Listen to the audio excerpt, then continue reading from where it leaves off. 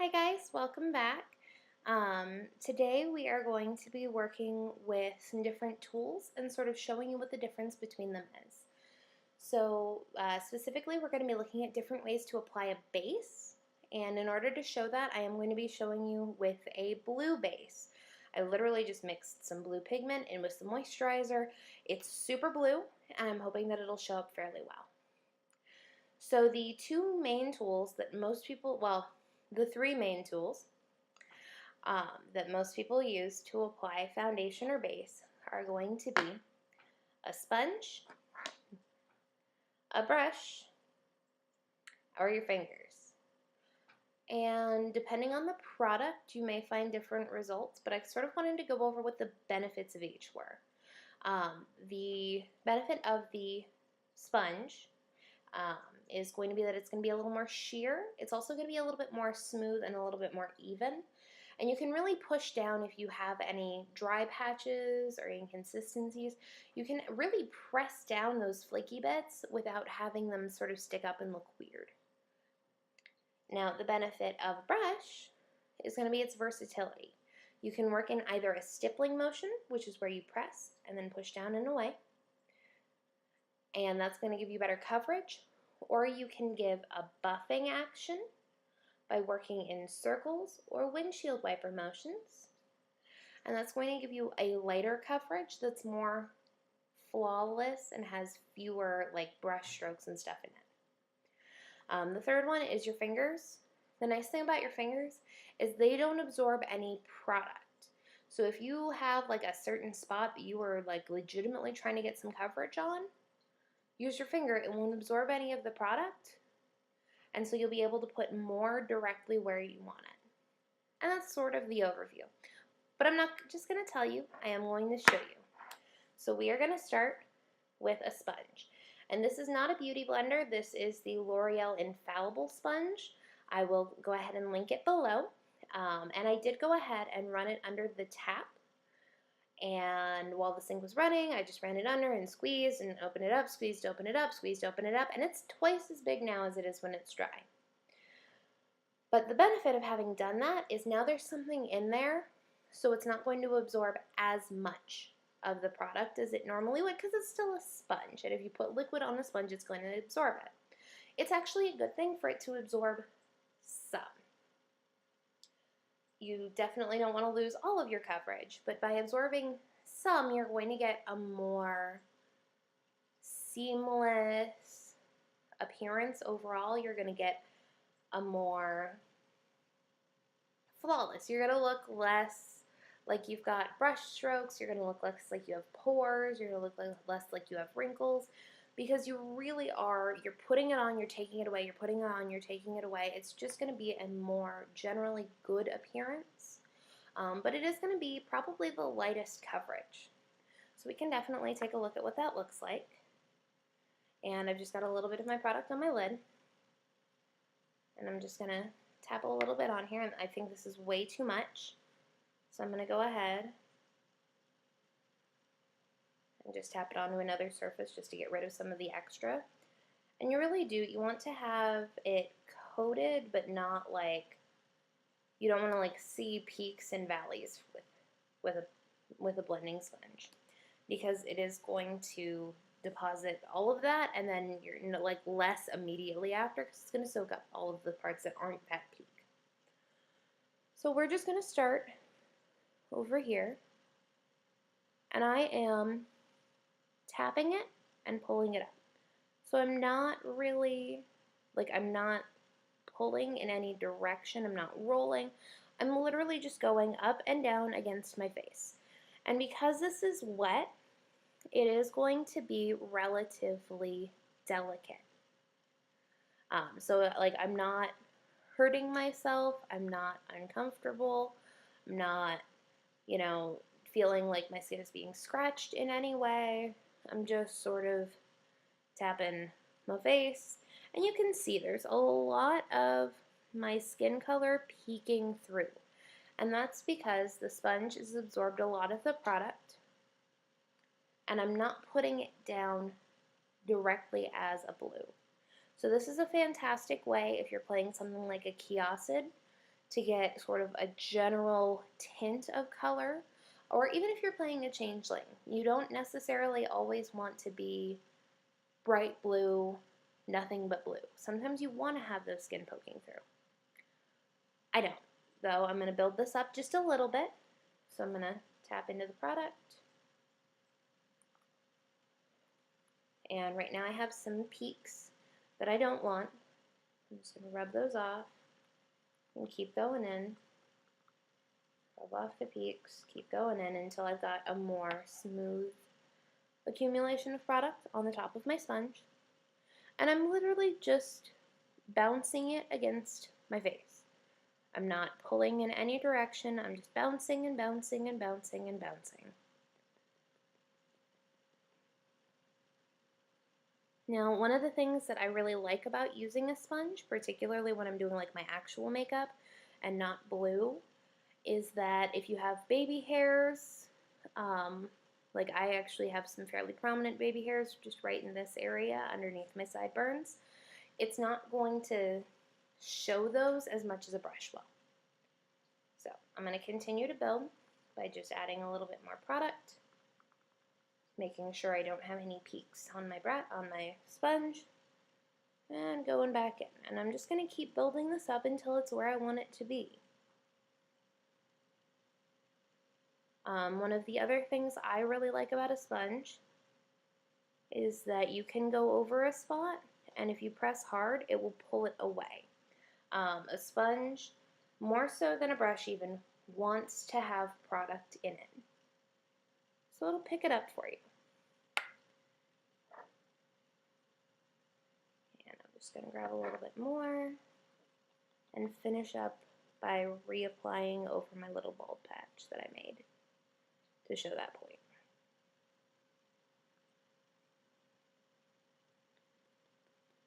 Yeah, so I'm literally just bouncing, bouncing, bouncing.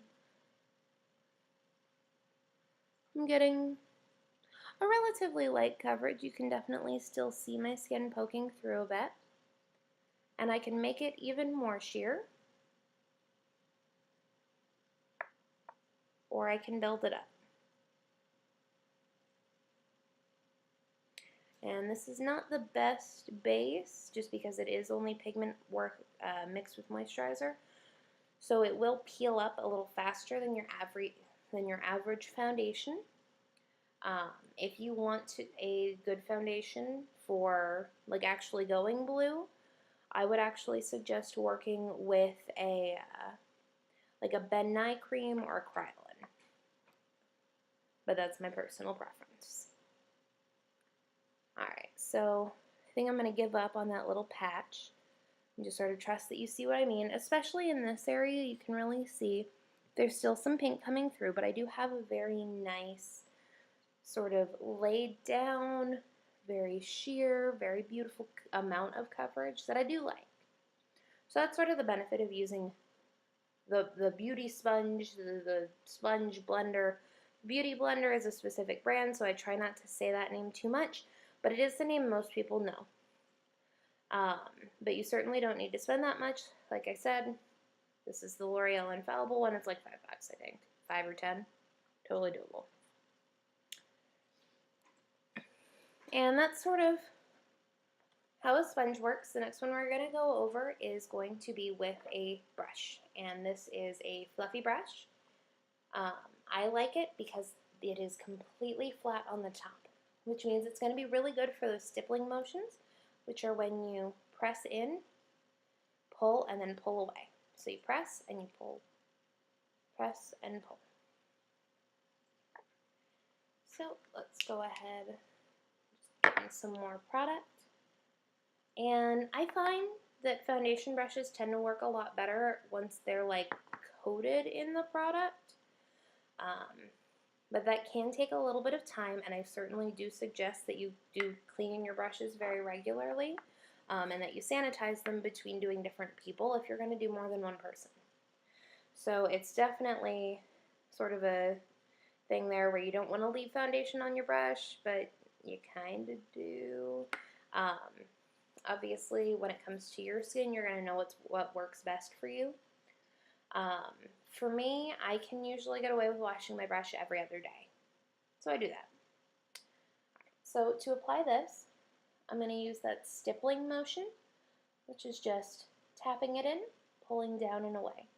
And it's almost like if you've ever seen a cat pounce on a mouse, where you're just, it's almost like working with the sponge, except the sponge is sort of in, out, and this is very much this motion. Like a cat playing with a toy. You just want to get in there, try and get it, get out. So, already we can see this very quickly is basically as dark as this after several coats.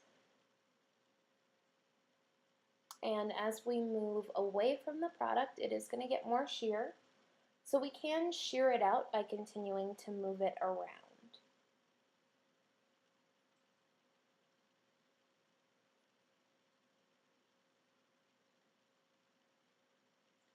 And so that's a much smaller amount of product than I used over here.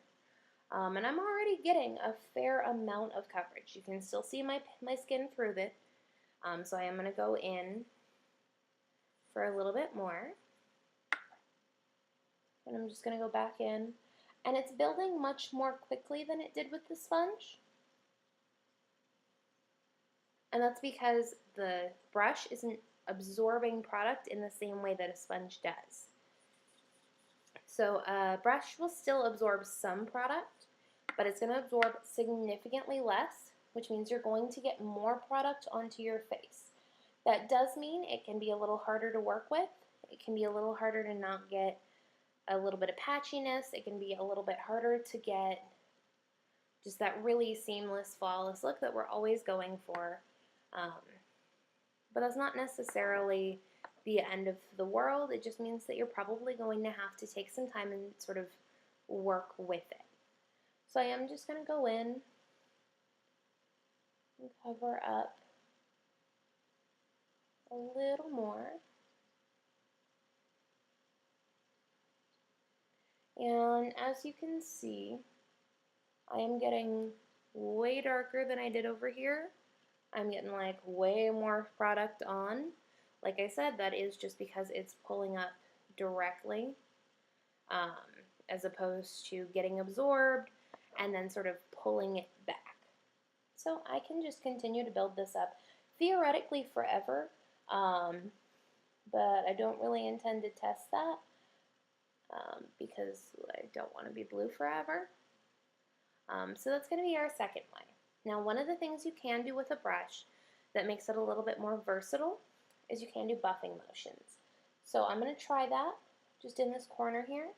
I'm just going to work in a slight circular pattern as opposed to, or I'm going to wipe a little bit as opposed to the stippling, which is the press and pull that I was doing before. So I'm going to wipe this around a bit. I'm going to work in circles, and you can see that that's a much more sheer coverage. It's pulling product off of my face because it's exposing more of the bristles, which is allowing it to pull up some more product. So that's a good way to sheer out product that is too dark. But those are sort of the two ways you can use a foundation brush. And the last way we're going to show is the way I do not suggest, but it's the way most people put on their foundation, and that is with their fingers. So in order to show that, I am just going to take my brush after I throw it on the tile. I'm going to take some product.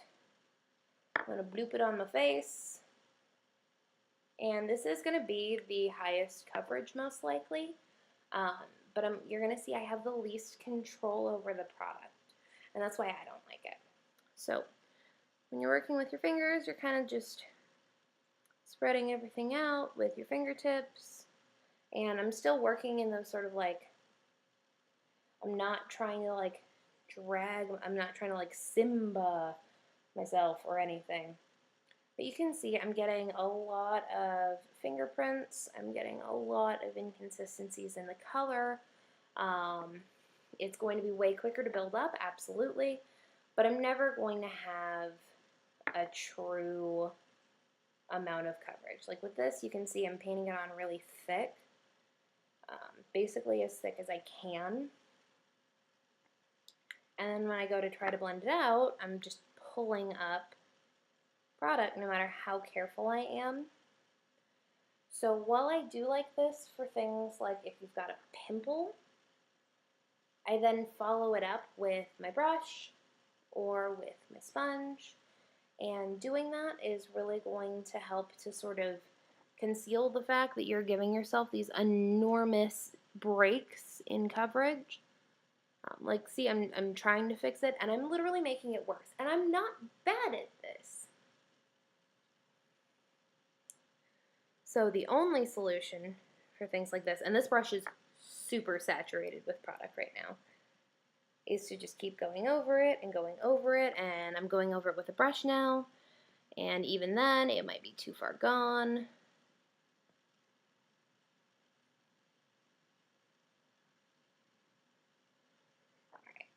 So see, now that I've gone over it with brush, it looks a lot more uniform.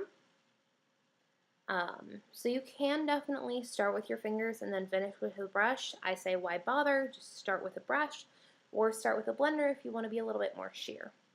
But anytime you're working with your fingers, you are going to end up as Simba. So if you have any questions about how to apply makeup using a brush, using a sponge, using your fingers, please feel free to comment them below and I'll be happy to answer them. Additionally, the products that I used, not the blue because that's literally just pigment mixed in with my moisturizer, but the brush, the sponge, the primer that I used, all of that is going to be listed as well. So happy makeup and have a good one.